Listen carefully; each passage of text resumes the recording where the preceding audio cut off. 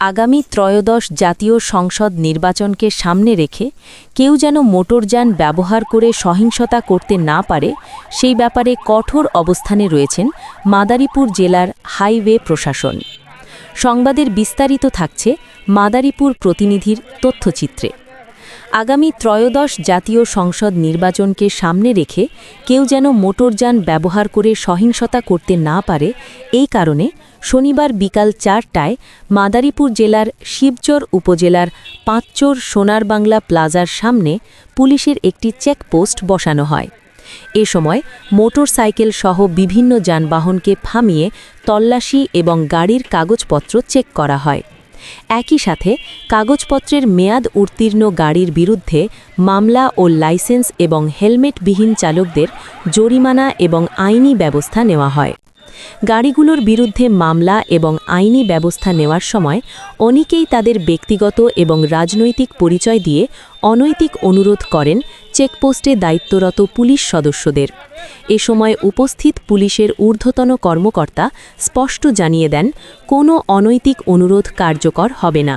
তাদের পরিচয় যাই হোক, আইন সবার জন্য সমান। সন্ধ্যা ৬টায় চেকপোস্টের কার্যক্রম শেষে পুলিশের ঊর্ধ্বতন কর্মকর্তা সাংবাদিকদের জানান, আমাদের এই কার্যক্রম নির্বাচনের সময় পর্যন্ত চলমান থাকবে।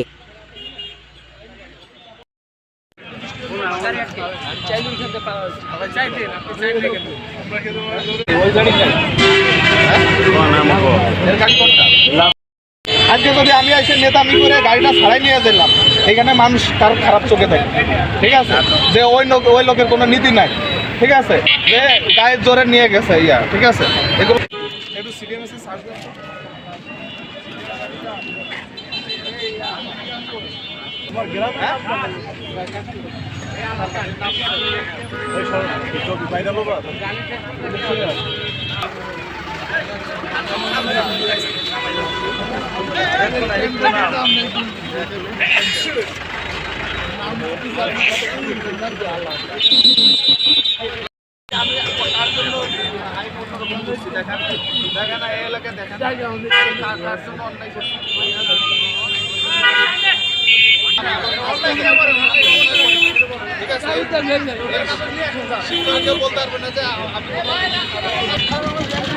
ভাই আপনি সাংবাদিক?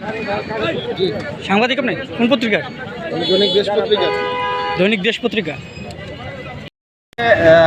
পাঁচচর যে গোল চত্বর, এখানে আমাদের সামনে নির্বাচন আছে। নির্বাচন সুষ্ঠু সুন্দর আইন শৃঙ্খলা বজায় রাখার জন্য অবৈধ যেসব যানবাহন আছে, মোটরসাইকেল বিভিন্ন যানবাহন আছে, এগুলোর বিরুদ্ধে অভিযান আজকে শুরু হইল।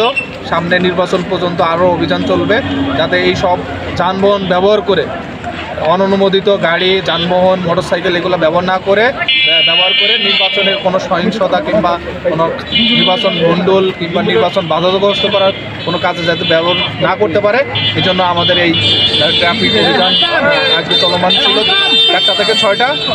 এরকম নির্বাচন পর্যন্ত মোটামুটি আমাদের এরকম অভিযান নিয়মিতভাবে চলমান। ধন্যবাদ।